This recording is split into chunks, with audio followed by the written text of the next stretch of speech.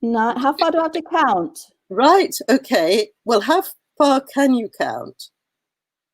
Oh, this says it's just gone live. We've been live for How far eight can you seconds. count? How far can I count? I can count that I can to infinity. I can't count to infinity because I would never get there. So in practice, in reality, you can't go on counting forever. But when you were probably quite a small child, lots of little ones, 5 or 6 or 7 years old, are very proud that they can count. Okay, they show off counting. It's wonderful. I can count. I can count up to 100. I can count up to 100. But actually, they soon learn. They realize for themselves without anybody telling them. It's a bit pointless because they could go on forever. Okay, once it gets boring. Well, it gets boring. Yes. So, but in theory, in mathematics, the positive integers, which is what we're talking about, the counting numbers, do go on forever. Do they exist? No, not really. Not in the real world, because nothing infinite, really, does it? It's a bit of a philosophical question. But we certainly can't go on counting. Our lives are not long forever. Our lives are not long enough.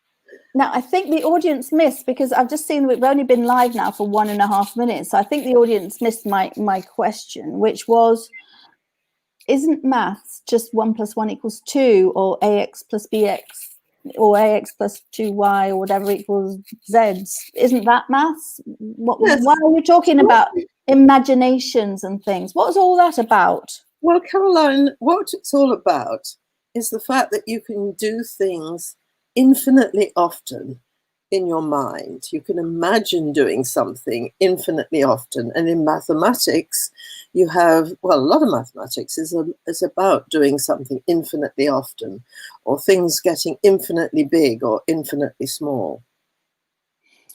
Yes, and I noticed that your husband, Alan, who is a very skilled mathematician, he does that a lot. He's always thinking about things in his mind, and he's always taking them to the extreme as well.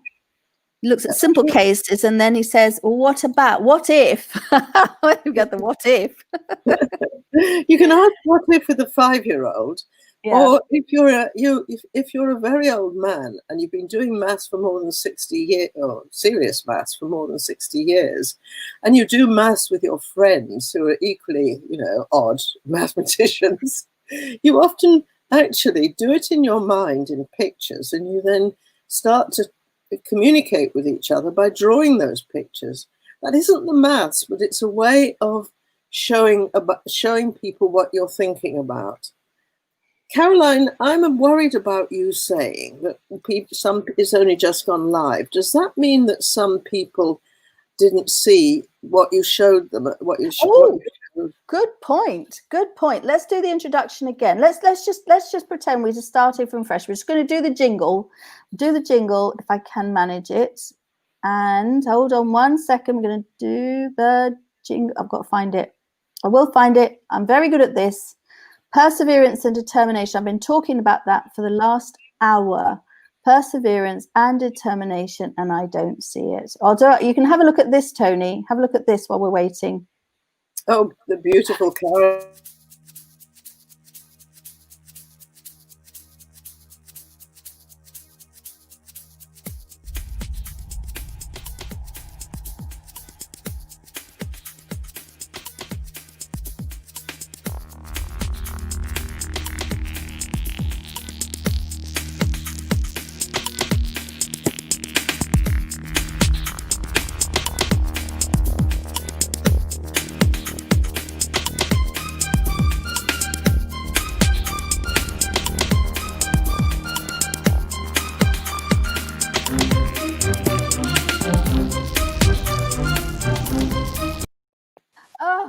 Found it.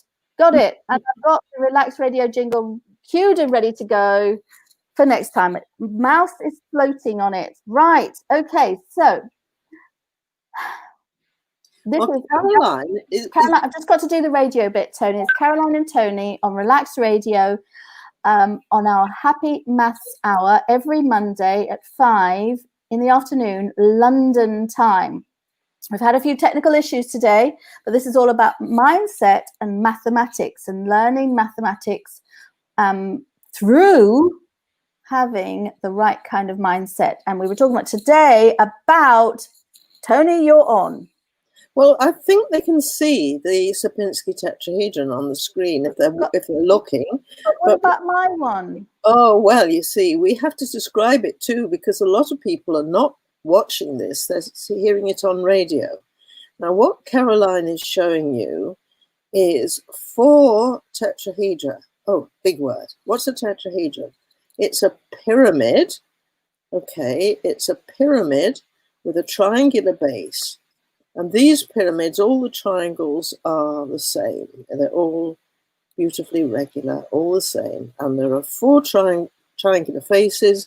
This pyramid stands on a triangular base, and its horrible technical mathsy name is tetrahedron. Okay. It's not horrible. It's lovely. It means 4 faces, literally. It means 4 faces. Yeah. Okay. I know ancient Greek. I know what tetrahedron means. Mathematicians are so hip. They use ancient Greek to describe things. Oh, and some Roman as well, just to confuse matters. There we go. Probably some Babylonian as well. And then we put them together. 4 of them together. Well, first of all, 3 standing on the flat base and 1 on top. Okay? 3 standing on the flat base and then 1 on top. Boing! Magic, as if by magic, so it appears. Now, those of you who are listening to the radio, you've got to imagine this.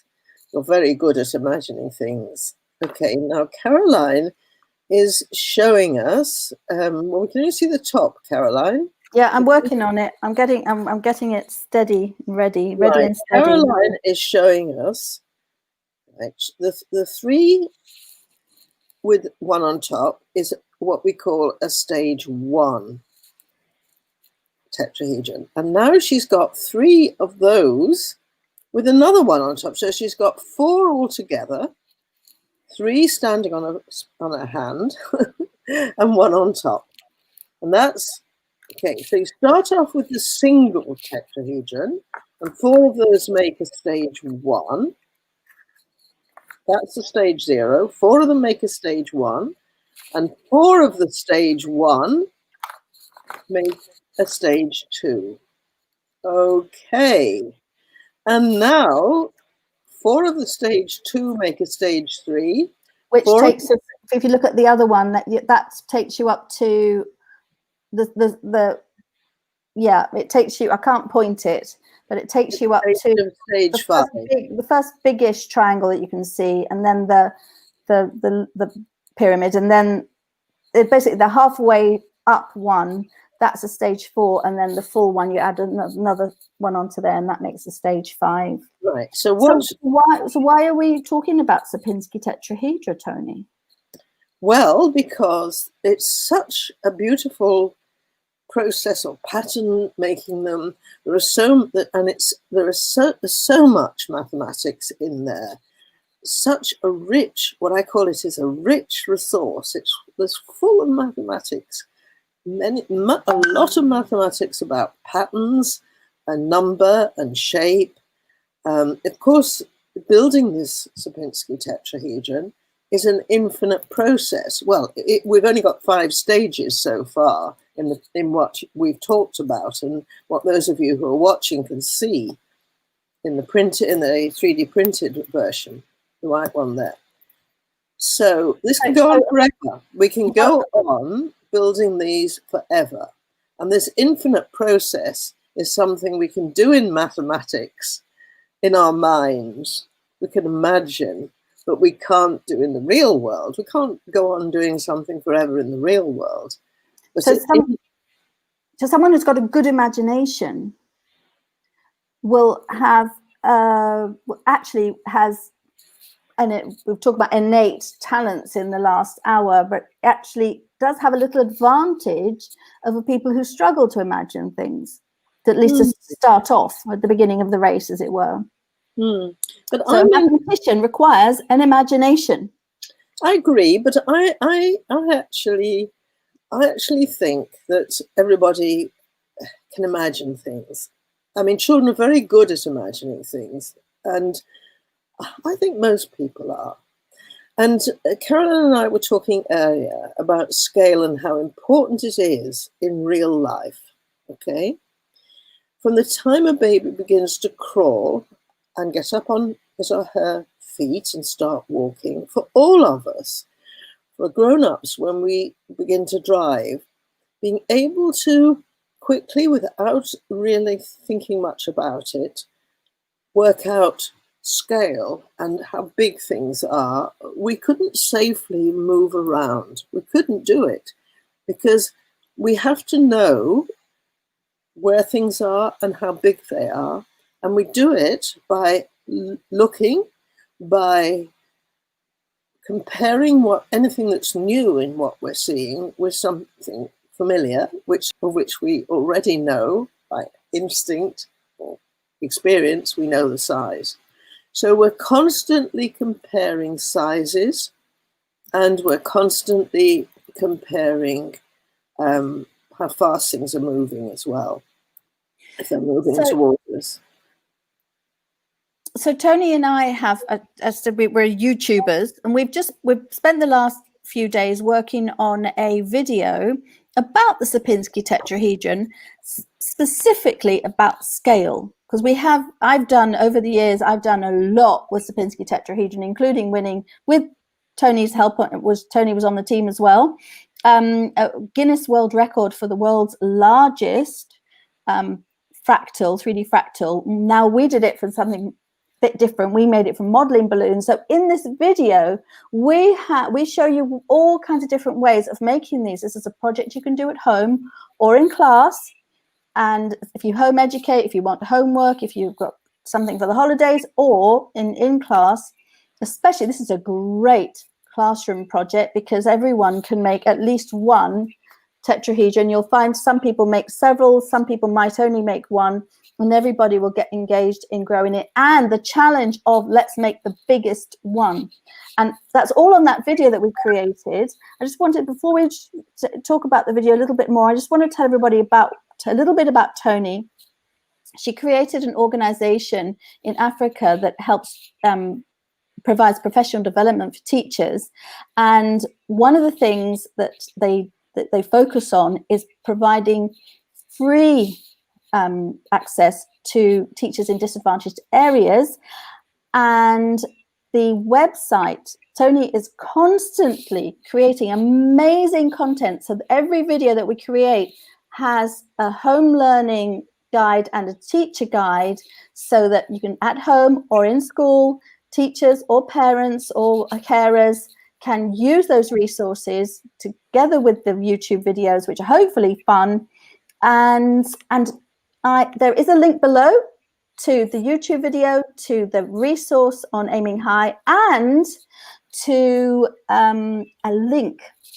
Now, this link is super important. This link is a link to a GoFundMe. So, oh, look at that. Harry is an absolute gem. I've got to figure out how to do that with I don't know. I'll have a chat with you later, Harry. So that link is, please do donate if you feel called to do so, because every donation helps with aiming high and aim sex. If you like what you do on the website, please donate if you can. Can I say a couple of things, Caroline? Yes, but can you hold it? I'm just going to do the jingle, and just hold that thought straight after the break. It's time for a show on Relaks Radio. It talks about me and you. It's time for a show on Relaks Radio. It talks about me and you. So listen to us, yeah, 24 hours, and let the happiness come to you on Relaks Radio. Tune in to Relaks Radio.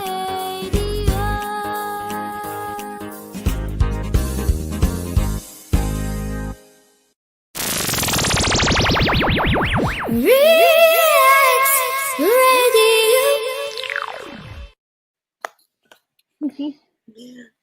Thank you for that, Toni. Welcome back. Welcome back to the Happy Maths Hour with Caroline Ainslie and Toni Beardon. We are talking about great activities to make maths fun and the mindset behind it. And Toni has something to say. Go. Okay, thank you.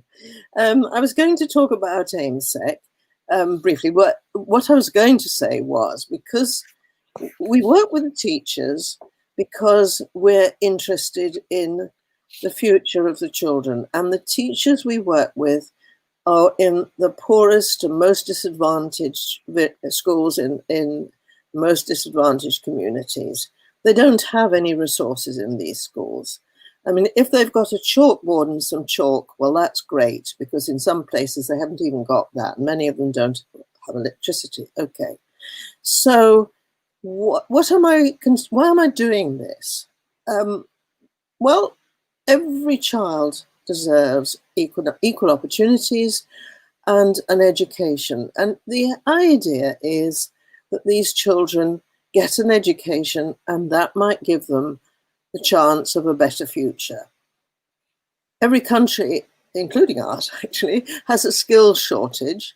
And if children leave school with some skills, they have got a good chance of getting a good job, and not just a job that they will get money paid, which is important, but they'll also enjoy. Okay, so that's what we do it for. We do it for the children. Now, I've just mentioned that these schools have got no resources, virtually none. They do have paper usually, and paper gets used. And then in the community, there are things like newspapers, which people throw away after they've read them. And that sort of paper is equally useful. So what we specialize in is making learning resources out of junk, basically. Scrap paper, the cartons and stuff that you have in your kitchen that you would throw away normally. We have a use for many of these things, and we, on the Aiming High website, you will find, and you can do it at home. You don't have to go out and buy something expensive, or you're welcome to if you want to. You can make a lot of, and it's fun to make these things. That's the other thing. The children can make them with the grown-ups. Fantastic. Yes. So please donate. So top and bottom of it, please donate if you find the resources useful and you can donate. Thank you. And I know there's a lot of Bangladeshi people that listen to Relaks Radio. So the same applies there. If there are rural and disadvantaged communities there, they'll be able to avail themselves of the activities on the Aiming High website. Yes. So anybody, Caroline, isn't it? Anybody who can use this in English. And even if only the teacher can speak English, they can often use it and then, then speak in their own language.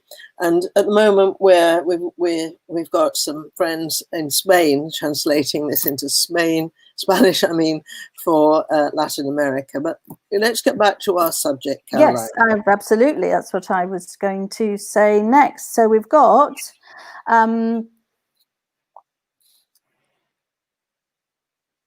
so we were going to talk. Yes, we were. Yeah, we were going to talk about. Well, you've spoken about how scale helps. You wanted to talk about the human lungs. Oh, what have they got to do with? No, Are you hyperventilating, Toni? No, not at all. But in this time of COVID, we're all very aware what a horrible, horrible disease it is. And many people, the way it really kills them, actually, is it infects the lungs and it makes it difficult, if not impossible, for them to breathe. And they have to be put on ventilators and so on. So Caroline and I wanted to talk about lungs because lungs are fractal. Okay, now what we've shown you is the Sierpinski Tetrahedron. What on earth is the connection between our lungs and the Sierpinski Tetrahedron? I'm going to try and explain. They're both fractal. They're both models or fractal forms. They're not actual fractals because fractals have to be infinite. But what they are is they have a fractal form. And what does that mean? That inside them, there are smaller copies of them themselves. And inside those smaller ones, there's smaller ones still. And that is the nature. That's actually what makes a fractal a fractal. Okay? A fractal is a shape, an object, which inside itself contains copies of itself on a smaller scale. Oh, the word scale again. And inside those smaller copies, there are even smaller ones. And so that in the true fractal, that will go on forever. Okay. So what about the lungs? Did you know that the estimate of a total surface area of the lungs goes from 50 to 75 square meters? So the size of quite a large room. Wow. Well, some people's whole flat might be in London, might actually be 50 to 75 square meters. Well, how does all that fit inside our bodies? Because we're not that, not that grossly big, are we? And the way it fits inside the way the lungs with this huge surface area fit inside our chests is that it's all crinkled, okay, and all sort of crinkled, and there's a picture of the lungs, okay. That's your lungs, Toni. I don't think in your X-ray. I don't. Well, maybe there's a younger me there. Okay, so inside so they're crinkled, and inside the crinkles there's more crinkles, and that's what makes the big surface area. And it has to be a big surface area to be efficient, because on the surface of the lungs you've got all these blood vessels which carry the oxygen all around your body. They carry it to your brain. You wouldn't be able to function, think, or do anything without the oxygen getting to your brain. And the blood takes your oxygen from your lungs to all parts of your body, and it brings it back. So your lungs have got this huge surface area packed within your chest in quite a small volume. And that's the whole miracle. And also, I just mentioned the vascular system. That's the bloods, all the little veins and capillaries, arteries, capillaries, everything that constitutes the system where our blood flows around our body. Okay, that's the veins and arteries and the rest of it. That is also fractal. Isn't that marvelous? Yeah, it's got the same fractal nature. So imagine the roots of a tree, and there you have something quite similar. And you can see it with the tree itself, just standing up. You've got the trunk, and then you've got smaller, similar trunks sticking out, which are branches, and then you've got smaller ones sticking out until they become twigs. And so that's this again. It's a fractal. What did you call it? It's a fractal form. It's not really. It can't be a fractal in reality, because it can't go on forever. And to be a real fractal, it has to go on forever and ever and ever and ever and ever and ever. How does that relate to our theme of scale here? Yes. Ooh, look what we've got now. We've got yes. Is that the Mandelbrot, one of the Mandelbrot models? That's zooming into the Mandelbrot set, yes. So I did say that this was math in We weren't going to talk all about fractals today, were we? No, we want to talk about scale. But the point about this what you see in that beautiful picture, you can zoom in and you can see more and more detail there. The point about that is that that's really university level mathematics. To understand it, everybody, even a 5-year-old or a 4-year-old, can look at the pretty pictures as you zoom into it, and it is beautiful. It's amazing. And we'll give you a link on for one where you can just enjoy looking at it. And you're seeing a sequence of pictures, but if you see it as a movie, it is amazing. And what you see is little copies within it of itself. And as you go in deeper and you get smaller, you see more smaller copies of the original big one. So we're scaling down instead of scaling out. In this case, we're scaling down and looking in more and more and more detail all the time. Yes, and you see, we're using the word scale now. Right. When you begin to quantify that, you say, well, how much bigger is it, and how many of these fit in there and that space and that sort of thing. We're actually, well, the point about the Sierpinski model is that it's quite simple to break it down. Caroline showed you how we started building it up, and it's quite simple to see patterns in it and to ask questions about scale and investigate scale in all sorts of, talking about the edge length, the length, talking about the areas of the faces. And remember, we're talking about lungs and how important surface area is. Okay, Right. and also the volume, because the tetrahedrons are solid. And I suppose is that relevant, the concept of scale? So we're talking about, let's say, just keep it to one number, 50 square meters that fits inside the lungs. Is that a scale thing? I mean, my body's a lot smaller than 50 square meters. So in order for it to fit in, it has to be crinkled up. So is that helpful to visualize the concept of scale? Yes, I think so.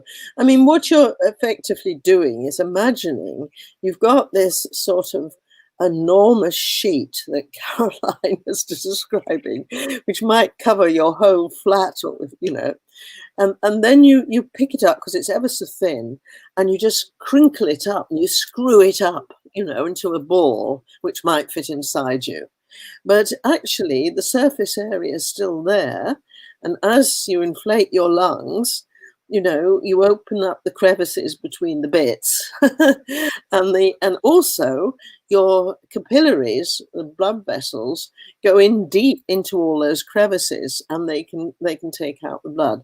But the difficulty with that, Caroline, is that it isn't regular. It isn't what I'm using regular in a slightly vague and not terribly mathematically precise way there.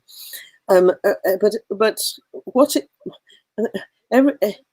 isn't also, it is only fractal like, and it doesn't repeat exactly the same shape inside itself.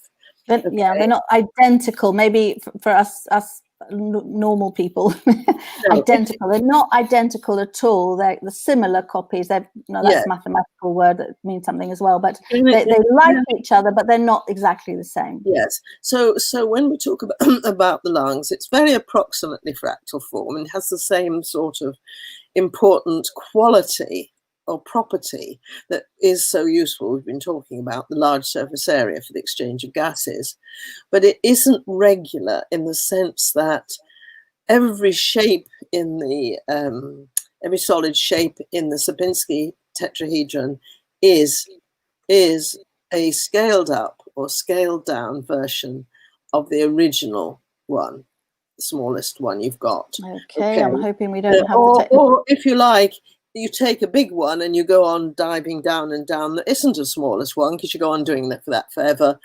But basically, they're truly mathematically similar. Whereas those bumps and crinkles in your surface of your lungs are not all the same shape. Oh, my goodness me. I don't believe it. I don't know whether people can see or hear me, but this happened before at the beginning of this broadcast. I suddenly saw Caroline. Maybe you can see it as well if you're watching this. And Caroline, well, she's just frozen. Now, it's quite possible that everybody else sees me frozen, but maybe I'm actually still around. And I'm just going to carry on because I can, and maybe nobody will hear me. I think that's great. You just keep on trucking, keep on keeping on, Toni. That's excellent. I was just I'm now hooked up via my phone. I'm using my my ability to get internet through my phone because there is something wrong with my router or my service. So yeah, let's do the jingle. Time for the jingle. It is time to let everybody know how wonderful. Now I've got to find the video again. I had it all lined up. It's definitely not that one. It is this one. Ready? After the break, we'll be back with Toni Beardon and Caroline Ainslie with it's the Happy Maths Show every Monday at 5 London time in the afternoon. And we're going to spend the last 10 minutes talking about mindset and how important it is and how helpful it is, especially if you have any children that are struggling with maths. See you after the break. It's time for a show on Relaks Radio. It talks about me and you. It's time for a show on Relaks Radio. It talks about me and you. So listen to us, 24 hours, and let the happiness come to you on Relaks Radio. Tune in to Relaks Radio.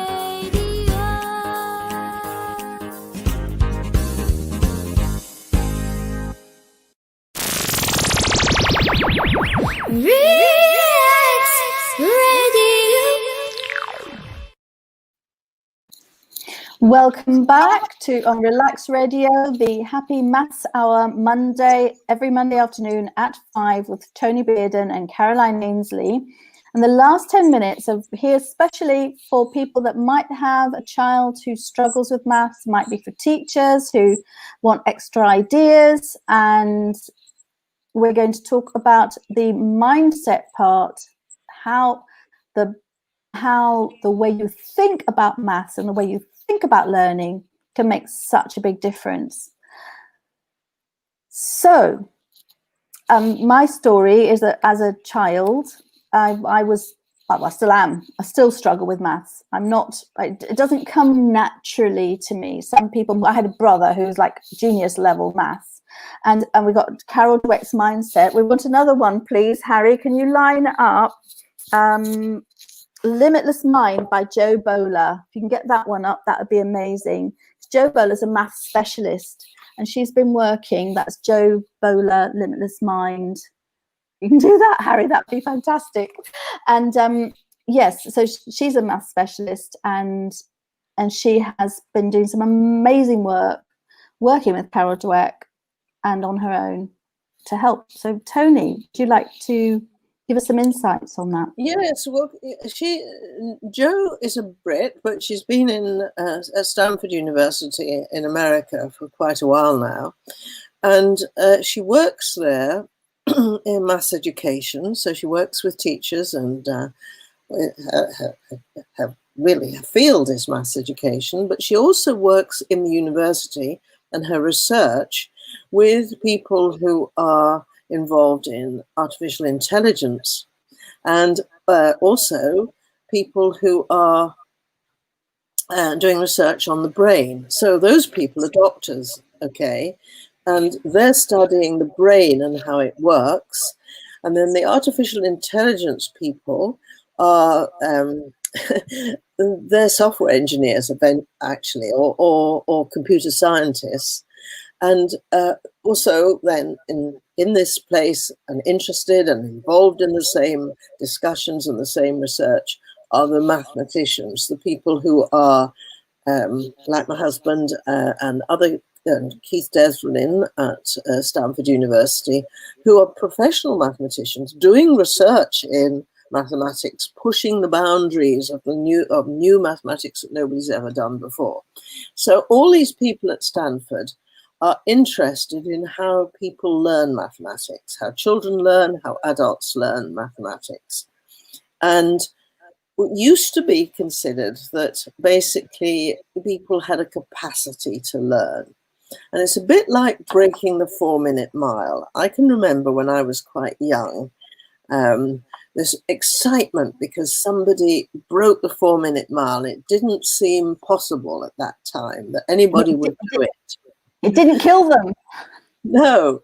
And then, of course, would we ever manage to land a man on the moon. Okay, so these are these ordinary people would think, these are not possible. Nobody's going to be able to do it. Well, I'm not saying everybody can run the 4-minute mile, even now, although some people can run faster than that now. But what people like Joe are saying is that everybody can do school mathematics, okay? Everybody, unless they've got some serious brain damage. And even if they have, very often they can do a lot more than people have in the past believed was possible. So we can all do mathematics at the school level, and we can all do it really well. Okay, so it's a lot of nonsense to believe that I'm no good at mathematics. Okay, you may not. That's me told. You may not be able to run the 4-minute mile or the equivalent mathematically of that. Okay, or win a tennis championship. You may not be able to be a tennis champion, however many hours in your life you spent practicing with a racket and a tennis ball. Okay, but you can do school mathematics, and everybody can, and they can go beyond school mathematics. And the idea that I'm no good at mathematics, how many adults have told me they were never any good at mathematics? Okay. My heart sinks because I feel, oh, what a shame, because it's intelligent people who are often telling me this. People who've been successful in their lives. They're obviously able to use that wonderful brain that they have, to do a lot of thinking and a lot of quite difficult problem solving. And yet they're convinced that they could never do mathematics, which is a lot of nonsense.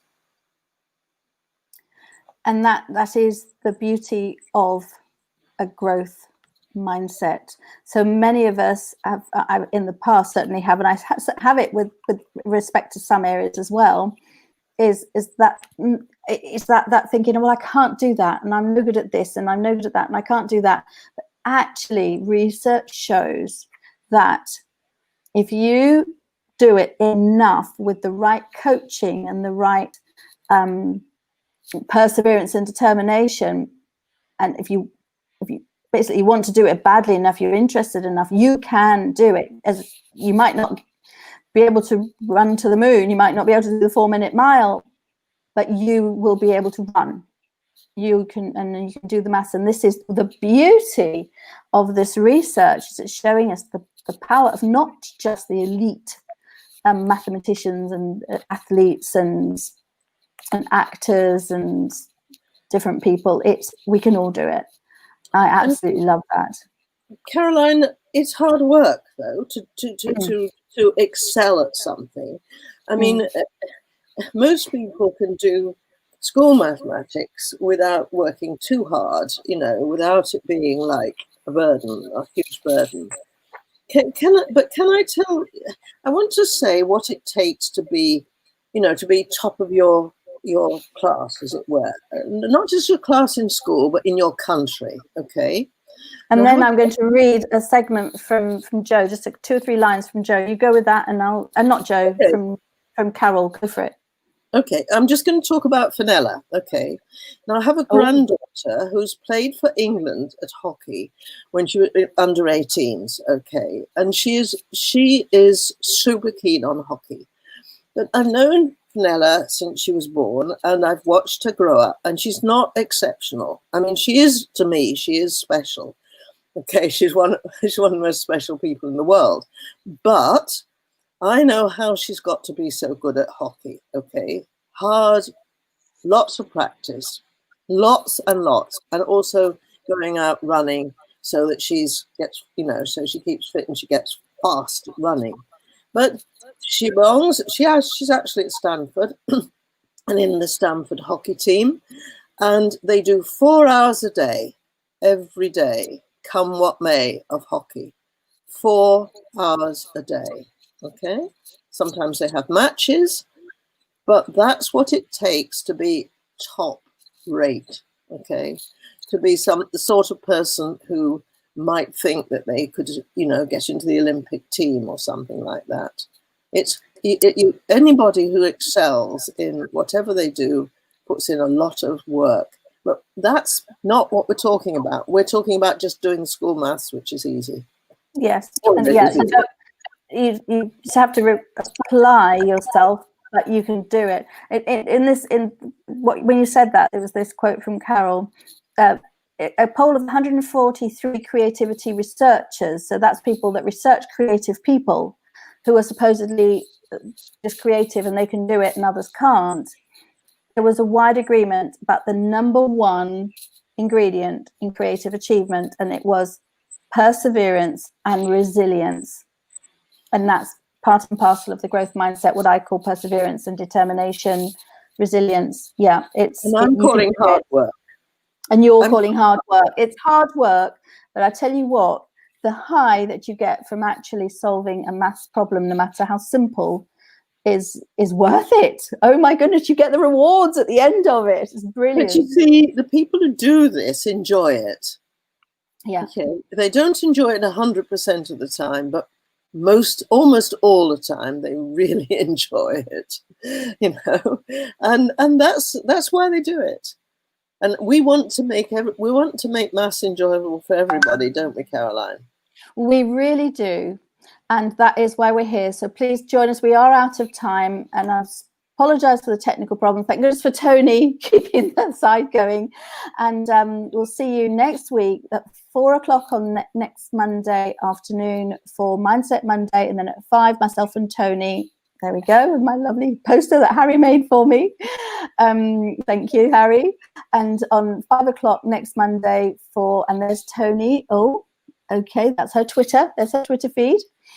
And see us next week for more Mindset Matters, Mindset Monday, and Happy Maths Hour. Thank you very much. I'll see you next week. Thank you so much, Toni. Bye-bye. Bye-bye, everyone.